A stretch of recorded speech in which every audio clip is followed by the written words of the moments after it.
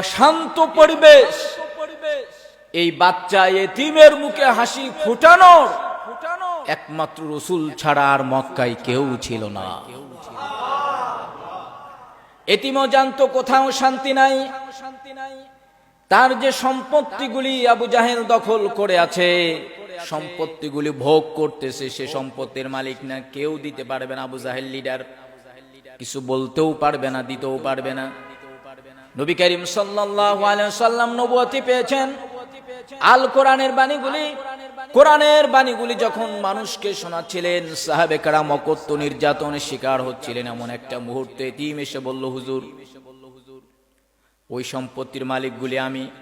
আবু জাহেল সবগুলি দখল করে বসে আছে, ভোগ করতেছে। যে সময় নবী করিম সাল্লাল্লাহু আলাইহি ওয়াসাল্লামের সাথে আবু জাহেলের হাড্ডাহাড্ডি লড়াই চলতেছে। রাস্তার এপারে রাসূলুল্লাহর বাড়ি, রাস্তার ওই পাশে আবু জাহেলের বাড়ি। ঘর থেকে বের হলেই শত্রুর চেহারা দেখা যায়, শত্রুর মুখ দেখা যায়। এমন একটা মুহূর্ত এতিম এসে যখন রাসূলের কাছে কমপ্লেইন করলো, আল্লাহর নবী এক মুহূর্তও দেরি করলেন না, সোজা আবু জাহেলের বাড়িতে চলে গেলেন। কারণ আল্লাহর নবী জানেন আমাকে ইনসাফ করার জন্য পাঠানো হয়েছে। ঠিক কিনা জোরে বলেন? আমি ইনসাফের জন্য এসেছি। রাসূলুল্লাহ যে বললেন, আম্মি চাচা, এতিমের মালগুলি, সম্পদগুলি বলে আপনি দখল করে বসে আছেন। আবু জাহেল বলল, কে তোমাকে বলেছে? বলে, এতিম তো আমাকে বলতেছে সম্পদগুলি আপনি নিয়েছেন। অস্বীকার করলো।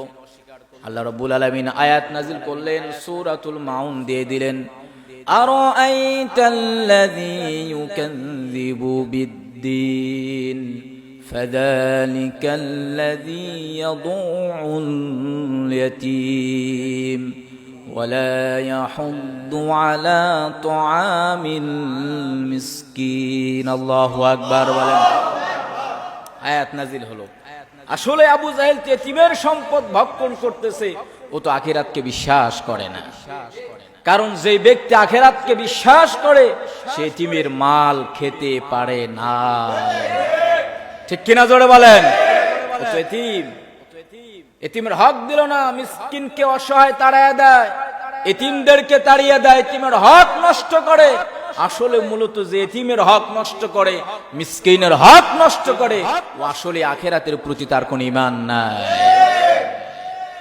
আজও আমাদের নিকট যাদের এতিমের সম্পদ যাদের আছে এখনো, যদি আপনি এতিমের সম্পদ দখল করে থাকেন, তার মানে আখিরাতের প্রতি আপনার ঈমান নাই।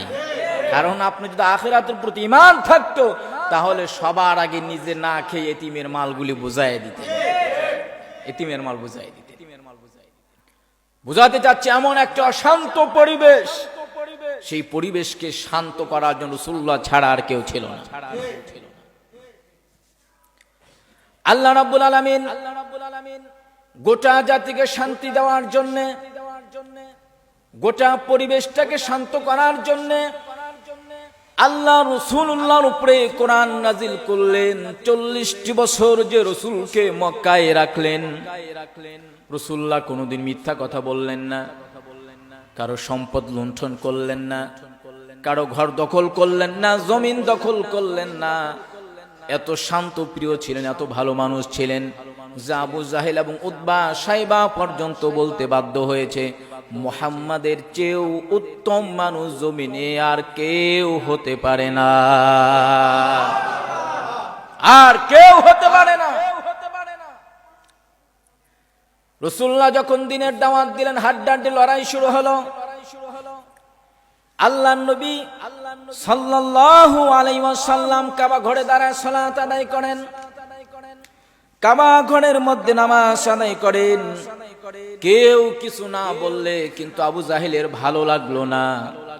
আবু জাহেল যুবকদেরকে ডাক দিয়ে বলল, রাসূলুল্লাহকে নিষেধ করো, মুহাম্মদকে নিষেধ করো, যাতে করে মুহাম্মদ কাবা ঘরের মধ্যে যাতে করে নামাজ না পড়ে, এটা আমি সহ্য করতে পারি না।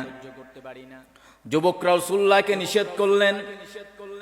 আল্লাহর নবী সাল্লাল্লাহু আলাইহি ওয়াসাল্লাম বললেন, আল্লাহ আমাকে সালাত আদায় করার জন্য তিনি আদেশ দিয়েছেন, আমি তো এটা বিরত থাকতে পারি না, আমি তো অবশ্যই সালাত আদায় করব। আবু জাহেল লোকদেরকে বলল, মুহাম্মদ যদি আর একটা ওয়াক্ত যদি সালাত মক্কায় আদায় করে, কাবা ঘরে যদি আদায় করে, তাহলে মুহাম্মদ সাল্লাল্লাহু আলাইহি ওয়াসাল্লামের ঘাড় মটকায়া দেব, নাউজুবিল্লাহ, জোরে বলেন।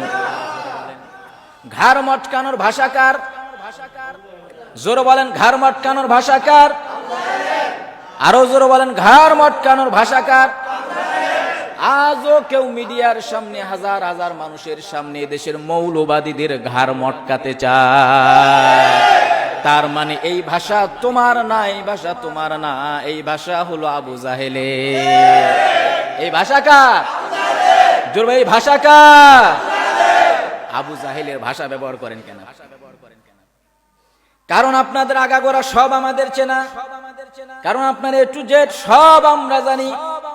আপনি যেই ভাষায় প্রয়োগ করেন না কেন, আল্লাহ রাব্বুল আলামিন ওই ভাষা অগ্রিম আমাদেরকে জানায় দিয়েছেন। আপনি যা বলবেন জানিয়ে দিয়েছেন। আল্লাহ বলছেন, আরাআইতাল্লাযী ইয়ানহা আবাদান ইযা সাল্লা। আল্লাহু আকবার বলেন। সে কি দেখে না? নিষেধ করতেছে, আবাদান ইযা সাল্লা, আমার রাসূল বান্দা নামাজ আদায় করে। সুবহানাল্লাহ। আমার রাসূল নামাজ আদায় করে, আর আবু জাহেল নিষেধ করে নামাজ পড়তে। এরপর আল্লাহ বলেন, আরাআইতা ইন কানা আলাল হুদা আও আমারা বিত্তাকওয়া। আরে আবু জাহেল সে কি দেখে না যে আমার রাসূল হেদায়েতের উপর আছেন? সুবহানাল্লাহ বলেন। আও আমারা বিত্তাকওয়া, আমার রাসূল আদেশ করেন ভয়ের, ভীতির, আল্লাহর তাকওয়ার আদেশ করেন, অন্য কারো কথা বলেন না। আবু জাহেল বলল, যদি আর একবার মুহাম্মদ সালাত আদায় করে, মুহাম্মাদের ঘাড় মটকায় ফেলবো, মুহাম্মদকে হত্যা করব। আবু জাহেল এবং তার সাঙ্গ পাঙ্গনে সব মক্কা নগরীতে অবস্থান করছেন। কাবা ঘরের ভেতরে আল্লাহর নবী চাদর মুড়ি দিয়ে নামাজের জন্য আসলেন। সুবহানাল্লাহ।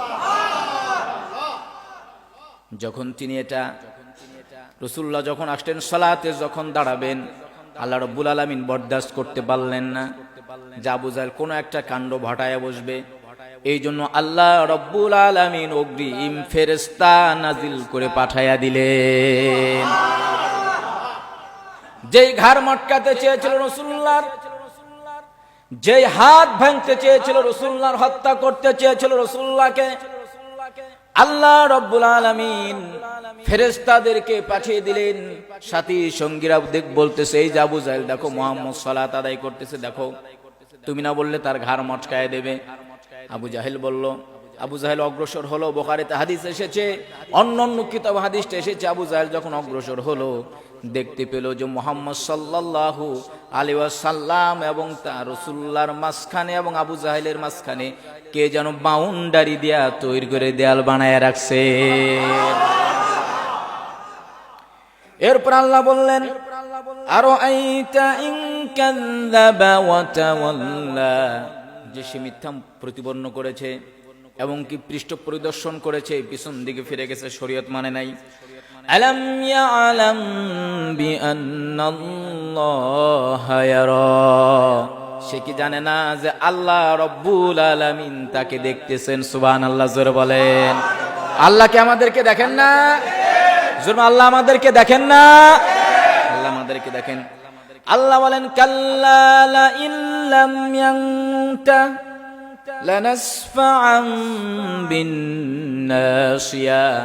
আর যদি আবু জাহেল বিরত না হয়, আমার রাসূলকে যদি মারতে যায়, আমার রাসূলকে যদি হত্যা করতে চায়, আমার রাসূলকে যদি লাঞ্ছনা বঞ্চনা তিরস্কার করার জন্য যায়, তাহলে আবু জাহেলকে জানায় দেন, কঠিন কিয়ামতের ময়দানে আবু জাহেলের সামনের চুলগুলা ধরে ধরে টেনে হিসড়ে জাহান্নামের মধ্যে নিক্ষেপ করা হবে। আল্লাহু আকবার বলেন। যারাই বিরোধিতা করবে,